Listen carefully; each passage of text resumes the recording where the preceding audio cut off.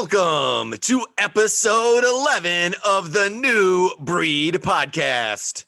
Live, well, you're getting a recording of it, but in Mom's basement. I am one of your co-hosts. I'm old school Browns fan. I am Mike Mitchell, and my co-host, who is also my son. I am Grady Mitchell, the New Breed of Browns fan, and Mom's basement is looking nice down here. I think one day we're going to have to do something where we actually show people what Mom's basement looks like. All of our YouTube fans, we're going to have to show them what Mom's basement looked like. Like, hey, yeah, look at this. This is what we have space. to work with. All that we have to work with. The greatness that is our podcast has, as we have yet to really take off, but I hope we will soon. What's new with you, Grady? What's going on? Nothing. Literally. Nothing. Literally nothing. Like school, Like soccer training, nothing. Getting ready for spring season. You don't, No, just I'm fine. Okay. Fair enough. What have you been doing? Oh, just Work. school, every day. work. School? Yeah, I'm still in school. Yeah. I just went into class yesterday, so yeah. Ooh, I know, right? Continuing education never ends. I wish they had a Browns school, where you could just go and spend all day learning about Brown stuff and History football class. and history. You could just Gym create a whole class. school of Browns, right? Josh Cribbs could be your Browns PE teacher. That'd be fun. I think that'd be a good idea. I love it. History Now we got to get class. people to pay us to do that. Cleveland Browns, if you steal that idea, I'm coming after you. Yeah. Just so you know. No, not actually, though. We love you. Well, I do love you, but I'm still coming for that money. No, because if we go out, no. We don't want their money. We want them to pay our players. Please. So that'll be part of the lawsuit. Hey, I'm going to sue you, and you need to pay our players. That's what I want in restitution. Yeah. I am suing you, but I just want you to pay Nick Chubb. That's all I want. We don't need to have that conversation yet either. We'll have that. We'll save that for the next episode. Okay. We need to have the Nick Chubb conversation, because I know everybody loves Nick Chubb, but in my personal opinion, draft another one, move on. Don't pay running backs. They're not worth the value. Anyway, we'll have that discussion later. Do you want to get started with our headlines for the week? It's kind of been a busy week, and it's going to get busier. You ready? Yeah, as the NFL season almost starts. Sure. Let's go to recent headlines.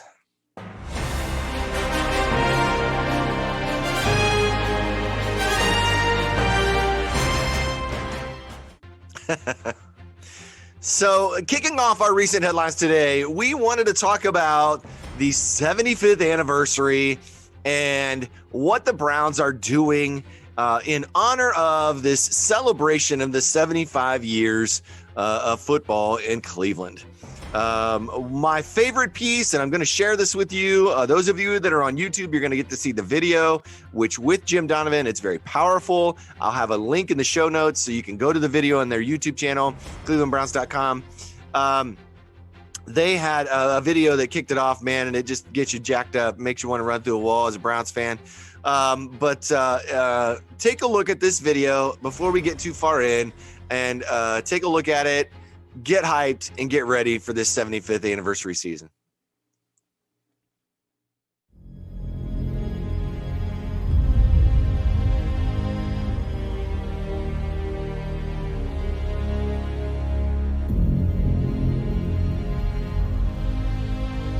It's often said, football was born in Ohio.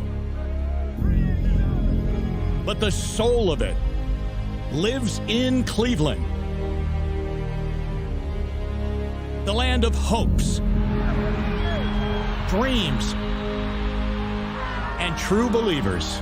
Rosa will attempt a field goal. It'll be 15 yards. He puts the ball in somebody else. And the Cleveland Browns are world champions. For 75 years, this team has reached milestones and made history, representing legends innovators, game changers, heroes, and champions. The grit that this team is made of is the backbone of our city. Here's to the passion, spirit, and determination that started 75 years ago, and the commitment to carry out a proud legacy for generations to come. Together, we honor those that have written the chapters of our story. And to the generations that are going to write the next ones. And the Browns have won it, and they're going to the playoffs. Unbelievable!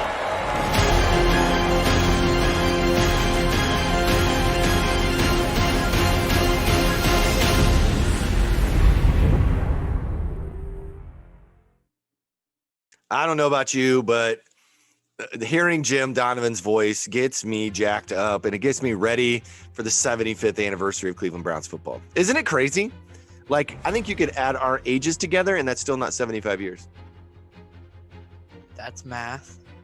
Yeah. And yet they've been around that long and playing football that long and been successful that long. I think that's impressive. One of the things that happened, you want to go with the first piece of this puzzle in our 75th year? The NFL salary cap is set at $182.5 million. Browns now have $24.87 million in available cap space for our 75th anniversary year. Later, we're going to see how that moves and goes up because of some moves that were made this week. But yeah, at the time of catching that article, you'll find that in the show notes. The Browns are going to raise season ticket prices.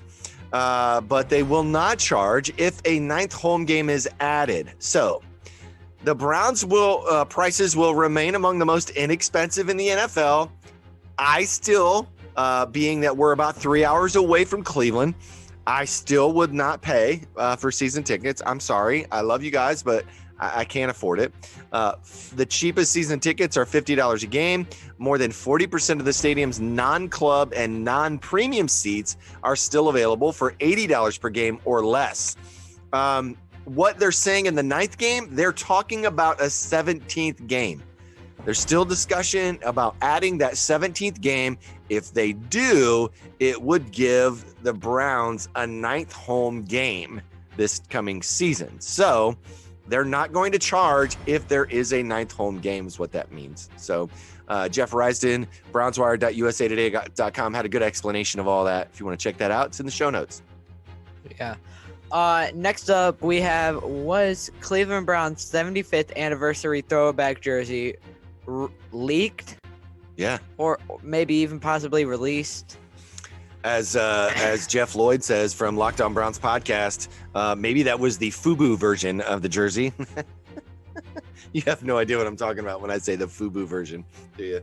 You don't. Yeah, you aren't old enough to remember FUBU, but they looked like they had jerseys that looked exactly like that, and that's why I said I think the picture that got leaked, I think is just what you would call the mass marketing version of the jersey. It's not likely the game look jersey. It is probably, like Jeff Lloyd said, it is probably the FUBU version of the jersey, right?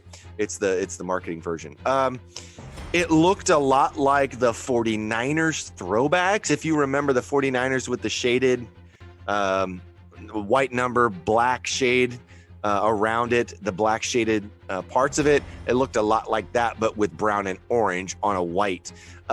If you go back and look, the Browns jerseys in the 40s, those late 40s, 1946 when we started, they were white jerseys, white pants, white helmets, and these brown numbers with an orange, or was it? I think it was brown with orange outline, like shade, but the shade was not thick like it is in the leaked version of that jersey. It's a little tighter, but yeah. Did you see them? I saw a little bit of them. I saw two, I think. Both were Nick Chubb. From what I saw, it's basically what you just described. I don't know if that was the actual leak or anything, but I thought they looked pretty cool. I think it'll be a neat thing. I'm gonna love to see it if it's an all white helmet too, to go with it. I think that would be crazy. Oh, why? Just an all white helmet. No marks, no stripes, no nothing. Just all white. Maybe gray face mask, but One bar. I hate gray face masks. But that's another story for another day. You and your jerseys. Me and my stuff. So the Browns 75th anniversary is here. It's upon us. I still think they've been unleashing all this new gear, this 75th anniversary gear, which a lot of it through fanatics.com is incredible. I said, hey, why not make all your 75th anniversary gear 75% off? Get a lot of people to buy it, and then they start wearing it, and other people want to buy it. So, but I'm a marketing guy, so I like to throw things out there. Yeah. You want to take the next article? Reading into Andrew Berry's comments on 4 Browns players by Pete Smith at SI.com. Pete Smith. Good article by Pete. I loved his breakdown. This goes back to the press conference last week by Andrew Berry. What he said about players without saying it. Obviously, especially players that aren't under contract, you can't really talk about them. You can't talk about players from other teams. There's all kinds of tampering issues and things like that are going on. But Andrew Berry does a really good job of not committing and not saying things that aren't necessarily needed to be said. But Pete did a really good job. In a nutshell, they're probably going to pick up Mayfield's 5th-year option. But in waiting on that extension, it kind of seems like a valid theory. Make sure Baker's the right guy. Make sure he still plays as well this year as he did in that last year. Were he to get hurt or simply forget how to play, that would kind of stink. And then you would have been on the hook if you go ahead and extend him now. If you aren't going to be in a position, if he's good, you aren't going to be in a position to draft a high quarterback. You're not going to get one of those top quarterbacks. You're then going to have to probably sign or trade for a free agent, the same way the Rams did acquiring Matthew Stafford. Mm-hmm. Sounds like as though the Browns are basically they'll let Higgins' agent and him shop for their best deal and see if the Browns want to match. I think if the market is there, I think he could be back, but I think more likely, and I think this is what Pete says in his article, more likely Higgins will get a better offer elsewhere. That would give him a bigger role in the offense, which he deserves. And I think that he'll probably end up taking it, unfortunately. What's your take on that one? Higgins, he showed up this year, after Odell got hurt, we picked him up like really late last year, right? And right? Who? Higgins. We drafted Higgins, I thought, like 3 years ago. What? Yeah, but I think he signed back with us, basically what he's doing right now. I'd have to remember. I'd have to go back and look. Yeah, but I'd say if you don't, everybody's saying that we're going to draft a receiver. We obviously drafted DPJ last year, which I'd like to see him show up more. Probably will. But he didn't. Because he's cheap. Probably will. And he's on his rookie deal, so Mm-hmm. I don't know. He'll probably, I agree with Pete here. I think he'll go to someplace else that will use him a lot more, and he'll like that. The Browns like David Njoku. That was the other player he mentioned. One of the first moves Barry made when he took the job was to pick up Njoku's 5th-year option. He may not love his role in this 3 tight end setup. He may want more playing time, more be seen more. But the Browns see it as a massive advantage. And short of a trade offer that they can't pass up, I think he's going to stay. I think he'll be here. He's under that 5-year or that 5th-year option already. I don't think they'll move on from him unless it's a really good deal. Like if they find somebody that really wants him and really wants to take advantage of that, it'll have to be a great deal. I think it would require, and like Pete said, it would almost certainly require a day 2 draft pick that would allow the Browns to get a player that can contribute immediately. a day 3 and cap relief. They can get that somewhere else. They don't need to do that with David. What do you think about Njoku? He really showed up in like the last half of last year. Like Harrison Bryant kind of faded away and he kind of just like pushed forward. Austin Hooper's still the number 1, clearly. I mean, he's really good. But Njoku, he could really be up there. He's got the size. He learned how to block this year. He's pretty good at catching too. But yeah, I think we should sign him back. We could really use him. And I say we definitely sign him back if we don't get Steven Carlson with his tender. I think you will, but I think Njoku still will be back. You need depth at that position. If you're going to use 2 and 3 tight end sets, you need depth. And I don't know that Steven Carlson is the end-all be-all at that depth. You've got Harrison Bryant. You've got Austin Hooper. You need an Njoku, but is he going to be happy in the role? Is he going to play his best? I think Harrison Bryant flashed early, which is why he got some opportunities, but then the drops and the fumbles happened. And that's when David Njoku showed up and hey, look, this is what I've been doing. This is what I've been working on. And I think it really showed up to the coaches too. I think in that depth chart room, in that tight end room, you've got Austin Hooper, David Njoku, and then Bryant Carlson. Yeah. Which means you could still draft one. Just saying. I absolutely agree there. If it's there. That is the true list of our tight ends. I agree. The next and last player that was commented on was Money Mitch. Money Mitch.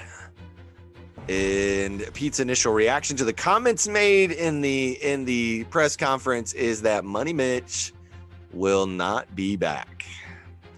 But it really comes down to what Joe Woods wants to do with the secondary. The Browns played zone exclusively last year and basically did so due to a lack of options with their personnel. Cover 3 and quarters coverage was largely all they could pull off. That's literally all they could do.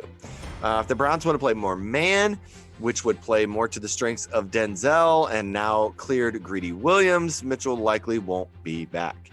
I don't think he is an out. Now, he's not really an outside man corner. He's more of a slot zone corner.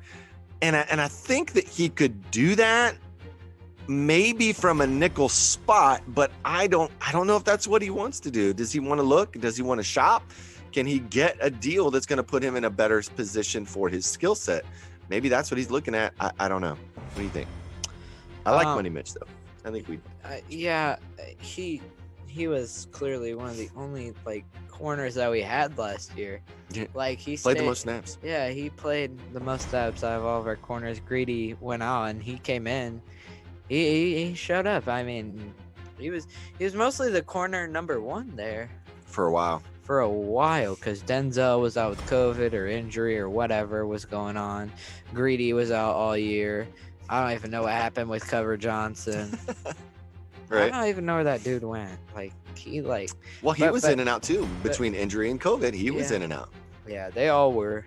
But we'll see. Again, I think they had to put Kevin Johnson in a spot where he's not. It wasn't a strength. I think they had to slide him into a spot, and it just wasn't his strength, and he disappeared. He didn't show up. Just I don't know. Terrence Mitchell had great opportunities, but I don't know that he showed up on tape a lot. I mean, MJ Stewart had more interceptions, but let that ring a bell. I mean, I don't know. How do you do that? How do you bring that guy back for a deal that he's probably wanting to get, veteran money, and I just don't see that. Mm-hmm. Yeah, I mean, he was clearly good for us, but it's a spot that we are probably gonna draft, and he's a replaceable guy. No offense, but he's good, but he's not our greatest. Right. I think the Browns are gonna draft a corner at 26. If not at 26, the next pick in the second round will be a corner. They'll likely go edge. or if there's a player that falls to them at 26 that's unbelievable and on their board, then they'll take it. But I really think it's going to be a corner. They obviously need help at that position, and they're going to sign one too, if not more than one. I look for them to be very busy come Wednesday, because I think they need help. They need depth. They need assistance for what they're trying to do. And I think that's coming. And I don't know that Money Mitch, as much as I love him and we love him, I don't know that that's a part of their plan. Maybe it is. I don't know. On to more news. Also this week, the Browns released defensive end Adrian Claiborne. It saved them about another $3 million in salary cap space. Jake Trotter at ESPN.com noted that entering free agency, we were going to be around that 23 million number ish, and we'll likely have well over 25 million after that move. I don't know that I put it in here. But we also recently, might have been just today, did not tender Tay Davis, linebacker, as well. So there's yet another non-tendered free agent that's leaving, likely to leave us. Again, though, a special teams player. We had Tavier Thomas last week, did not get tendered. We now have Tay Davis not getting tendered. No, Stephen Carlson's going to be back. Stephen Carlson and Porter Gustin got their tender. If they sign it, that's to be seen. But I think that what they're saying is, wow, I mean, these guys might have been a key part of your special teams, but they're not coming back. Sorry. We got to get better on special teams. We were one of the worst teams in special teams last year, and it showed. We stunk. We were ranked 28th overall in special teams, so we got to get better. Really? Yep. What you got? Yikes. On the next? The Browns have met with the UCLA running back or receiver, Demetric Felton. Jeff Raston at BrownsWire.USA Today. The 5'9", 190-pound Felton did a little of everything for the Bruins in his college career. He racked up 132 carries, 22 receptions, and 8 kickoff returns in 6 games in 2020 after notching 86 carries and 55 receptions in 2019. Felton can line up as a running back, a slot receiver, or even split wide. Also have virtually met with Greg Newsome, cornerback from Northwestern, and a few other players. Yeah, there's been some other players. I mean, we talked about them already. Anthony Schwartz, Greg Newsome, now Demetric Felton. Demetric Felton's been on my list for a while. After watching him in the Senior Bowl, I had no idea. Okay, so the 2020 season at UCLA, all they played was in the Pac-12. So it's a limited number of games. I don't know that they had a bowl game. So a limited number of games. 6 games. 6 games. The dude had 132 carries, 22 receptions, and 22 receptions and 8 kickoff returns in 6 games. That is production. And he's lightning quick. He's fast. He moves. I would have had this guy on my radar a long time ago. I think I've talked about him on here before. Late day 2, day 3 pick, likely. I could absolutely see them taking Demetric Felton. Yeah, I think he'll fly under the radar, and we might just pick him up. I noticed, though, that you kind of chuckled when you read that he was 5'9", 190 pounds. I'm about that big. That's why I left that. That's why I left that for you, because I love watching your eyes get wide when you see a guy going into the NFL, and here you are in the 7th grade, and you're like 5'5", 170, and these guys are 5'9", 190 and getting drafted. But then you got guys like Myles Garrett who are like, absolute gigantic animal, human people. absolute animal. I don't even know if they're human at that point.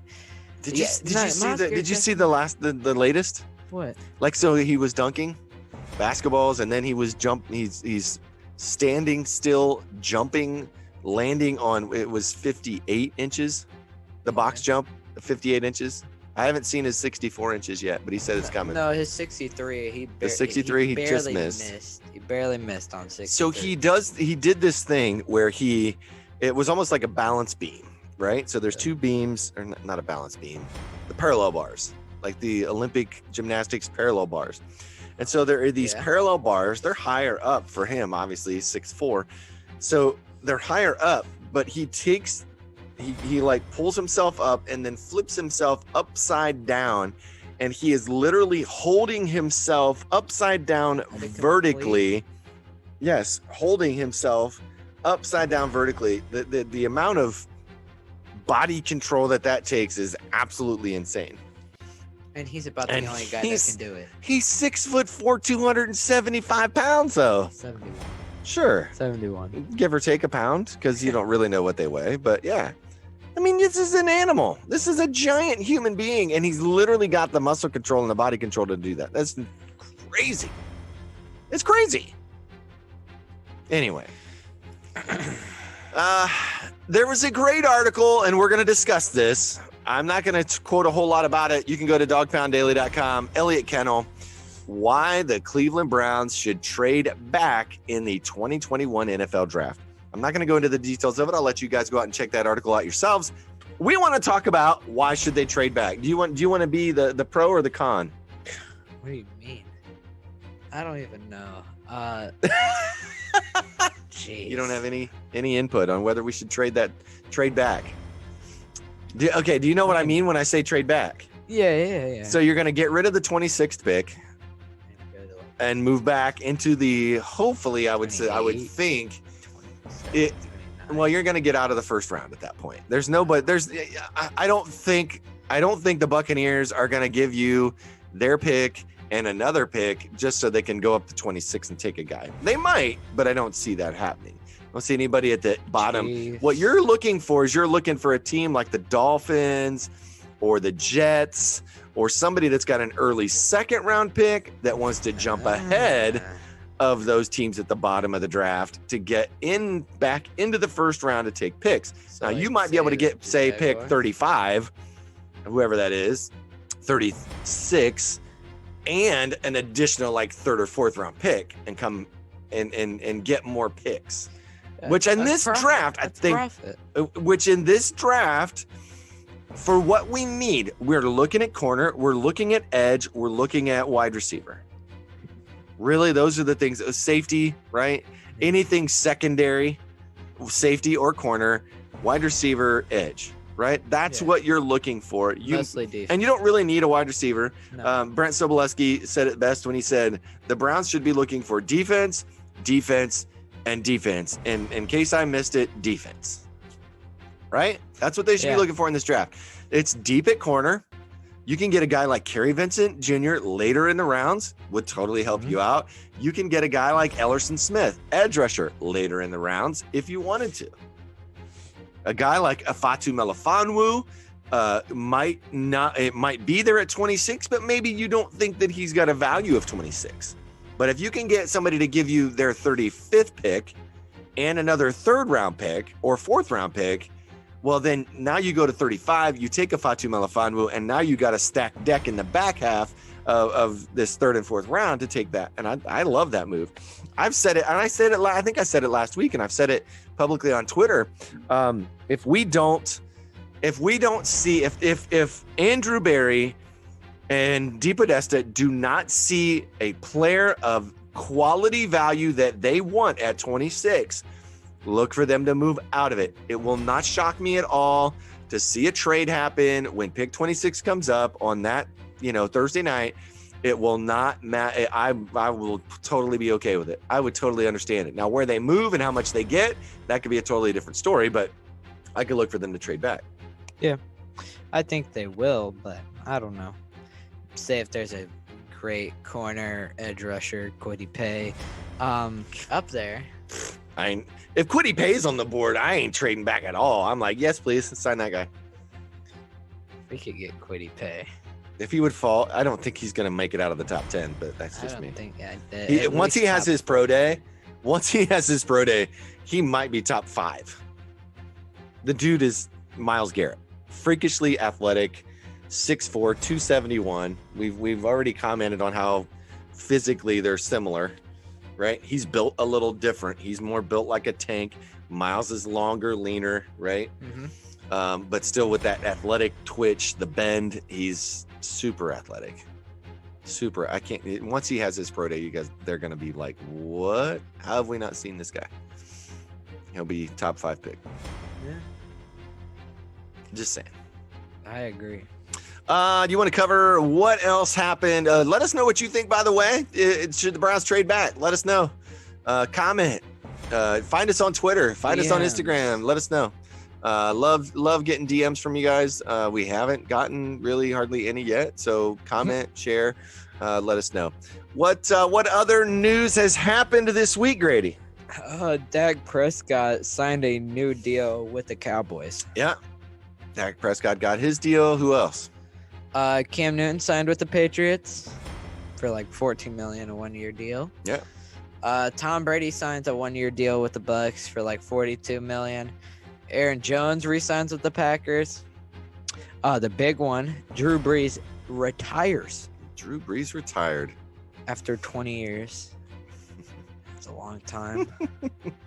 Taysom Hill gets a new deal and all voidable years. I thought that was weird because they're down bad in cap space. Oh, they're super negative. They're super Really super negative in cap space. Really, really negative. I mean, enough that they forced Drew Brees to retire. And then basically said, "Oh, hey, Taysom Hill, we'll sign you to a new deal, but guess what? All the years are voidable." And when I saw that, I was like, "Wait a minute. So does that mean like none of his money counts on the cap, or does some of it, but just not that much of it?" I think you're going to see a lot more. Maybe not this Taysom Hill all voidable years deal, but you're going to see a lot more people taking advantage of the voidable years in the contracts. That way, they're not cap hits. Yeah. But another one that's not on here, Eric Fisher and Mitchell Schwartz were released. yeah, I forgot that happened last week after we recorded. Eric Fisher and Mitchell Schwartz released from the Chiefs. And like what more cap hits. Like what I heard, they didn't play the Super Bowl with them, and the AFC Championship. So why should they need them? And I mean, paying Patrick, paying all those players. You're going to have to get rid of somebody. You got to make a sacrifice somewhere. And their offensive line is not a big need, but I mean, it's going to have to go from it somewhere. was. But like I said, I don't think they go to the Super Bowl next year. I don't think they do either. I think they get beat by the Cleveland Browns in the divisional round. Cleveland Browns then host the Buffalo Bills in the AFC Championship game. Will be the number one seed. We will after that. I think the Chiefs are still going to end up winning the most games and be in the driver's seat, but we're going to go to Kansas City and beat them this time, and then host Buffalo in the championship game. Yeah, I Just my agree. take. And then we go to the Super Bowl and play whatever. We play Tom Brady and bring his dreams crashing down around him. Yeah. He gets injured in the second quarter after a Myles Garrett. Pain. After a Myles Garrett insert whatever edge rusher we have opposite of Myles Garrett sandwich, and he goes out of the Super Porter Bowl. Gustin. Never to play. They again. just Porter like a Gustin. sandwich. A Porter Gustin sack takes out Tom Brady, and Baker Mayfield is your Super Bowl MVP. Yeah, I agree. I absolutely agree. Go ahead. The Texans and Dolphins make a little linebacker trade, and they trade one for another.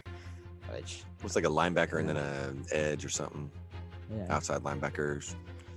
Shaq Lawson went for some linebacker. somebody anyway. I can't remember. Can't think of. But Isaiah Wilson was traded from the Titans to the Dolphins for a 7th round pick. And that's kind of sad. I know Isaiah's had some of his issues, but he was a former first-round pick, and I really feel like hopefully it works out for him, and he can go to the Dolphins and start over and be what they need. Yeah. What else you got? Is that it? That's it. That's it. That is it. Wow. That's all for our recent headlines this week. Now, realize next week it's going to get a lot busier. Yeah, Because the league year starts Wednesday and the new season is upon us. We're going to start calling it 2021, 2022. I know we just talked about that. But yeah, the new season is almost here. It's ready to go. We're ready to rock and roll. We're ready to start looking at signing free agents. I think come Monday, which is tomorrow, which you're probably getting this on Monday. But Monday, you're going to see a lot of names start being mentioned. You've already seen a few. You've seen some things pop up, guys re-signing. But I think you're going to start to see the rumor mills fill up with who's signing where. And then that way Wednesday, because everybody's going to be trying to get a scoop, man. Mike Garafolo, Tom Pelissero, I mean, you name it, NFL guy, Adam Schefter they're all trying to get scoops on who's signing where. So imagine you're going to hear more of it over the week. Yeah. But as of right now, for your New Breed podcast, that is recent headlines.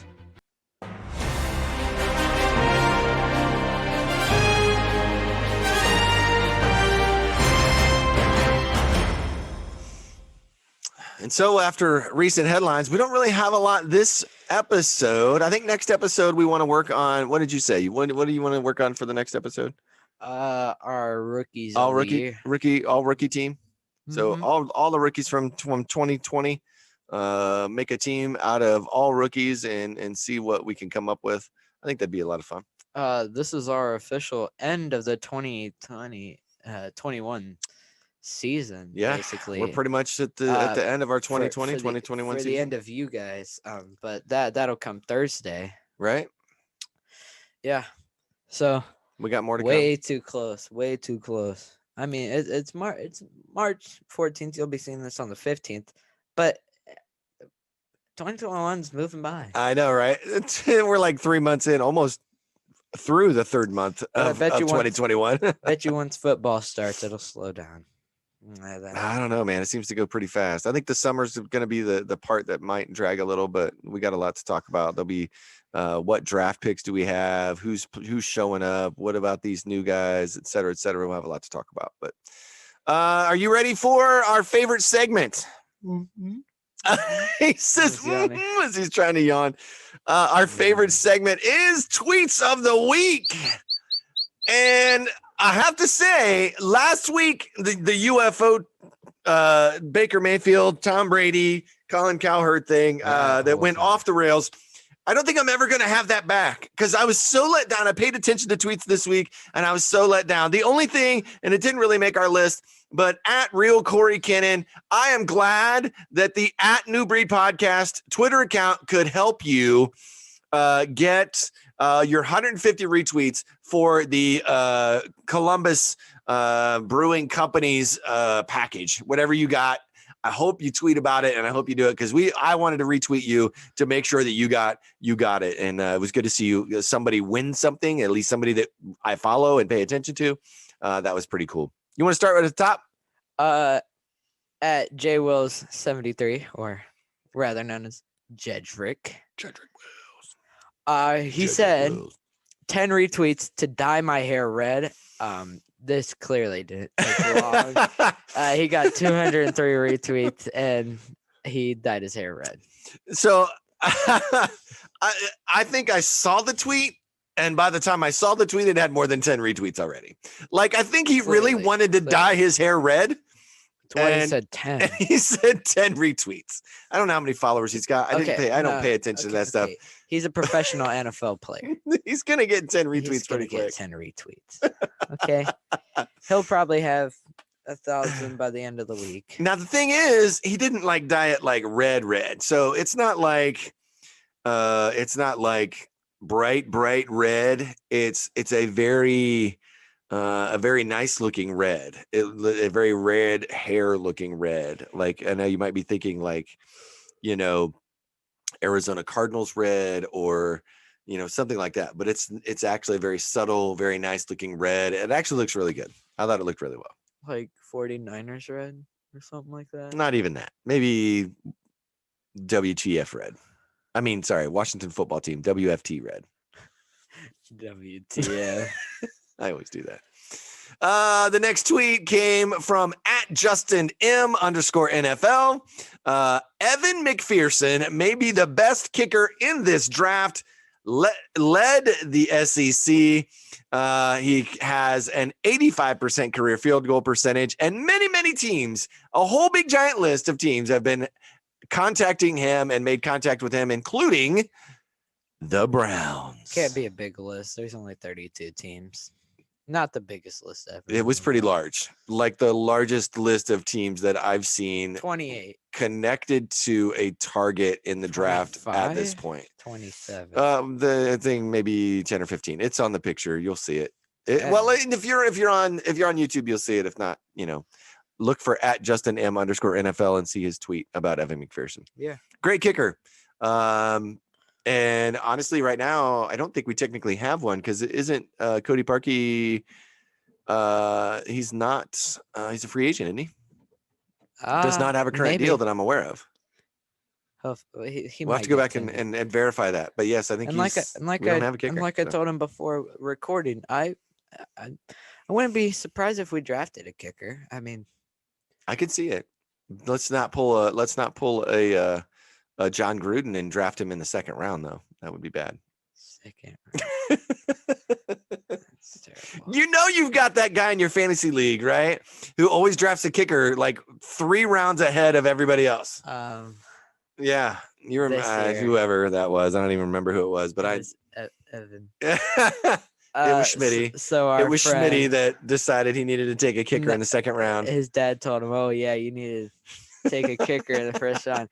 He took this seriously, and he drafted Justin Hopkins from the Washington football team. That's correct.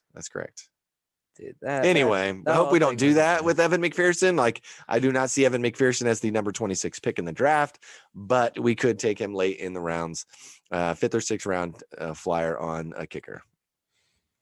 All right. Are you ready for the next one? Yeah. So at Browns mock draft, funny, killing time, because I don't do enough of these every day. #Browns. Mock draft. So he has obviously a mock draft. Obviously, his @is Browns mock draft. He's awesome too. So he has Trevon Moehrig, safety from TCU, Afatu Melifonwu. I said it right. Cornerback from Syracuse. Peyton Turner, edge from Houston. Tylan Wallace, wide receiver from Oklahoma State. Aleem McNeil, interior defensive line from North Carolina State. Nice one, Tech. Dimitri Felton, who we talked about, wide receiver from UCLA. And Kerry Vincent Jr., corner from LSU. And Malcolm Kuntz. Mm-hmm. Kuntz, edge from Buffalo. I kind of like Malcolm Kuntz late. That was a neat pick there late. Why not take a chance? Yeah. He's got some neat skills. Don't know that he's a top pick, but I commented back. I was like, hey, this is a great draft. I would take this in a heartbeat. Absolute heartbeat. You give me all those guys. This is all good. You give me all these guys, we're getting better. We are getting better. It's beautiful. Don't sign money, Mitch Bag. Get a Afatu Melifonwu. Kerry Vincent Jr. My boy. Add to that corner depth. Like I told Moehrig. Play 3 safeties now. Like I told you today, I said Afatu Melifonwu. I need to learn his name, but I'm saying it perfectly every time. But I think once the season comes, I'm gonna be like, if I did come on, corner. That guy. I could honestly see Melifonwu getting taken at 26. Really? Absolutely. I think he's that skilled. And if it's corner heavy at the beginning, but he's there, they might have to take him there because he won't last into the second round very long.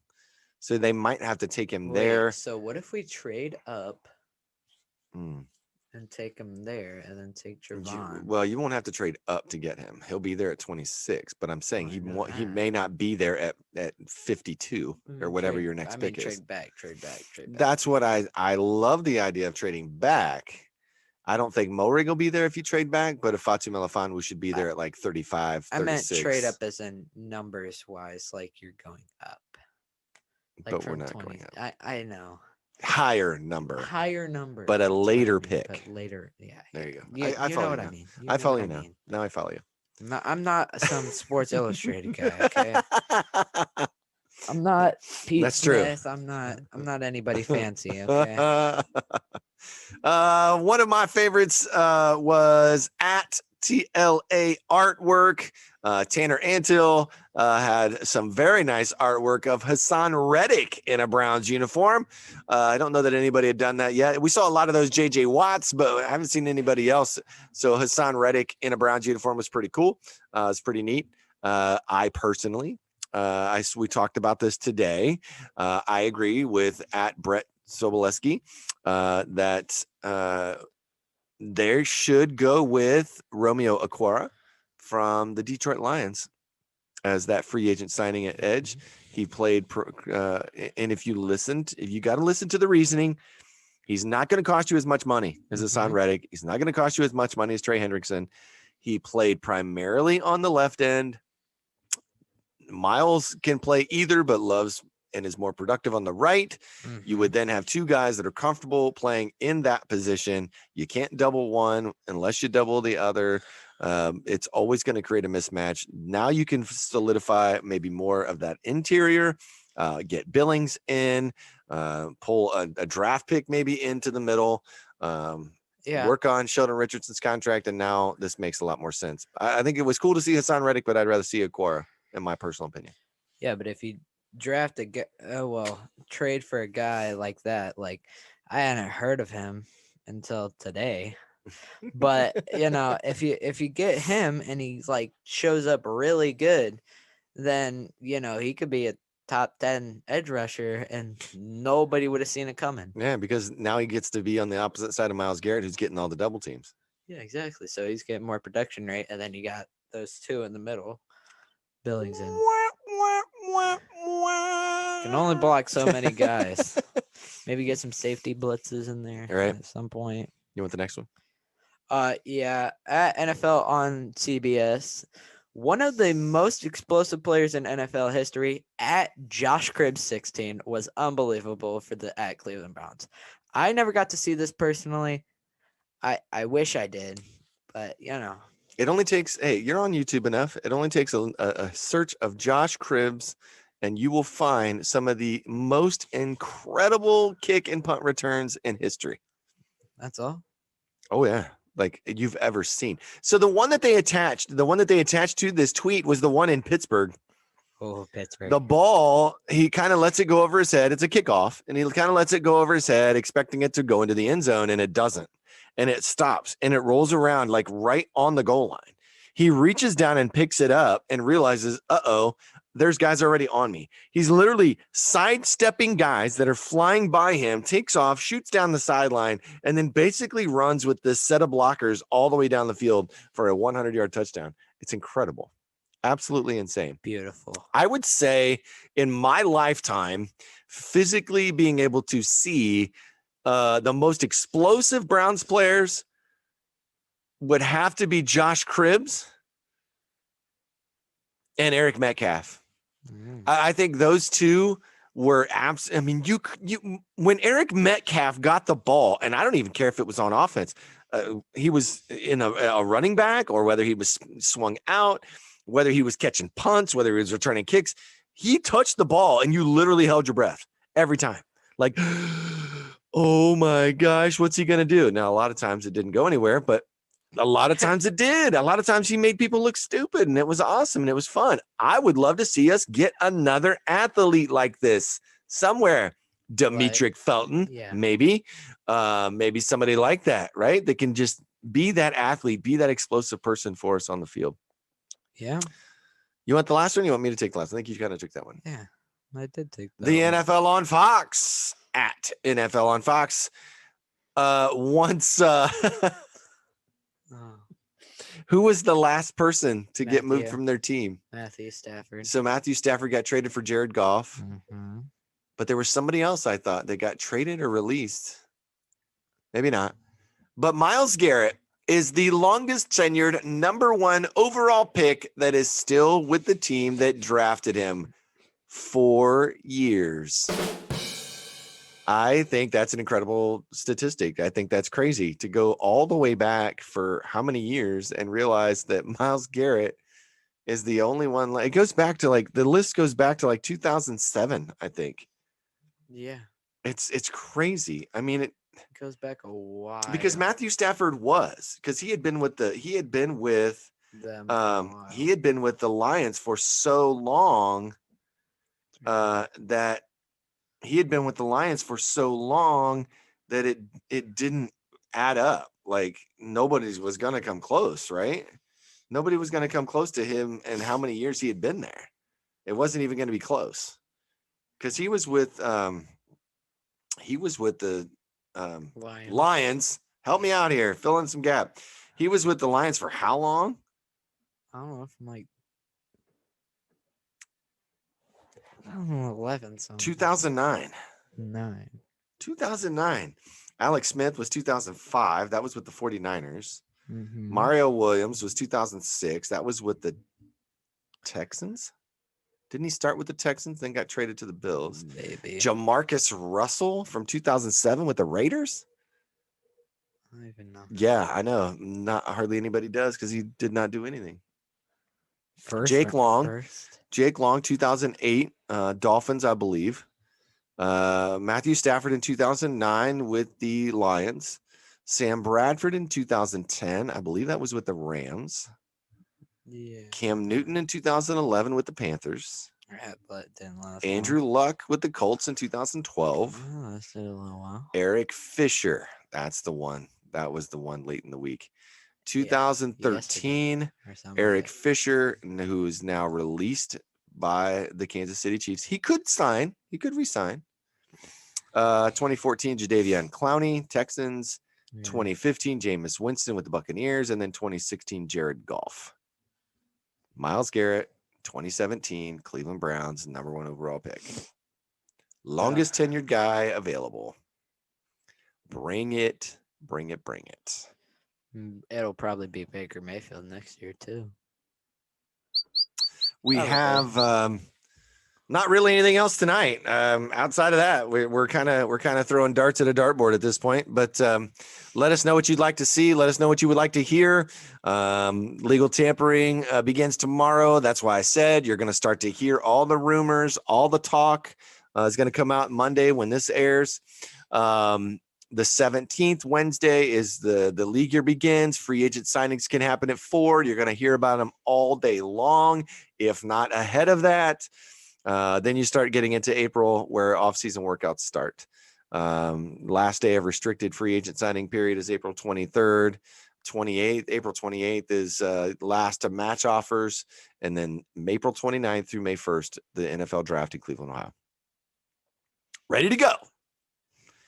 Get it going. Let's get it done. I think you've heard us talk about a lot of stuff. I think we're going to have probably a bit of a draft primer. We'll probably wait. I personally want to wait till we get through this week. Let's see what free agent signings happen. Yeah. Because again, that's going to determine. I mean, if we sign 1 or 2 edge rushers, right? If Porter Gustin agrees to his deal, you sign a guy like Aquara or Son Reddick or Hendrickson, or Ngakoue is still out there. If you sign one of those guys, that is now not guaranteeing that you're going to take an edge with that #1 pick. Yeah. You could probably go corner. And I still say they can sign corners 1 or 2 and still take one at 26. You are that depleted at corner right now. Yeah. Robert Jackson, Tavier Thomas. And you could take Javon Mulrigat there. I mean, you could take that safety there because he can do everything in the back end.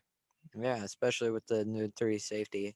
I'm telling you, I really love the idea or the plan that if you take a corner there, you take an edge later. Don't take a safety right away. Wait for the later rounds. Get a Huafanga from USC. Get Jacoby Stevens from LSU. Guys that are built like small linebackers who can play anywhere and can cover. That's absolutely what they're looking for. I think. I think JOK. I don't know. I think Jeremiah Owusu-Koramoah. The more I look at it and the more I think about it and study it, I don't know that I can take a guy at the 26th pick, which you'll have to if you want him. You'll have to take him at 26.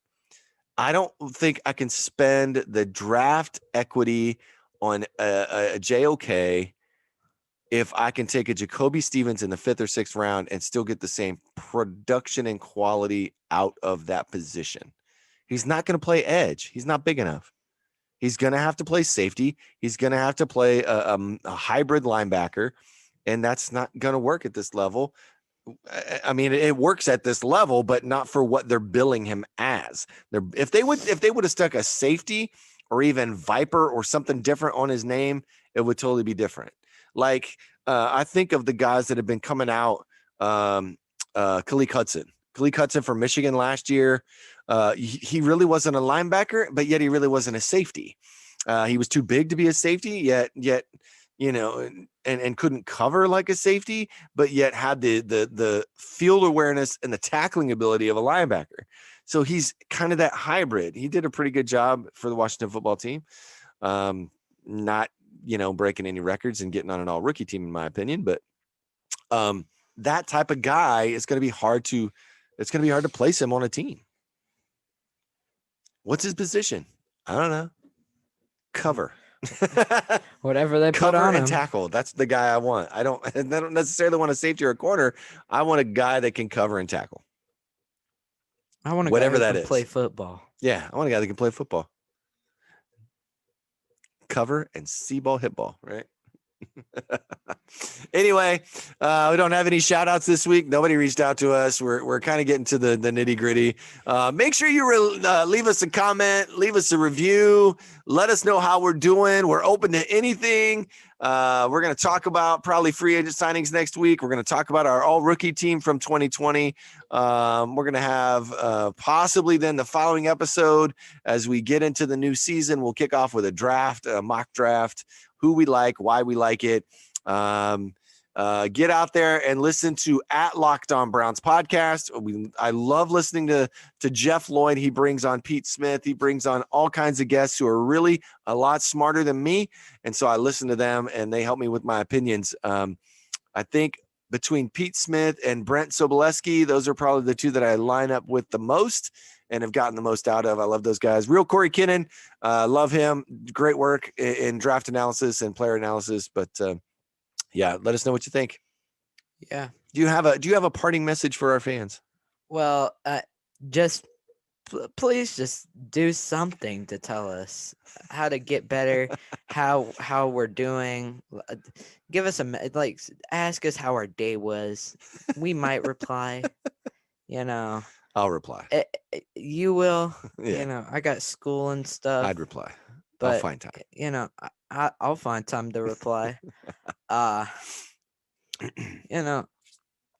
say, we're just trying really hard for this. We're trying. It's true. We're I'm working pretty hard at it. We're trying really hard to give you the best of the best, and that we are. I'd say, I'm having fun doing it. And I hope you're having fun watching it or listening. Me too. But yeah, thanks for watching or listening to the New Breed podcast. We appreciate you. We do. We genuinely do. And that does it for episode 11 of the New Breed podcast. Let's go Browns. Go Browns. Oh. Still barking. Still barking, man. Sorry. It's a touchy subject, It gets a little rowdy when you don't give them treats.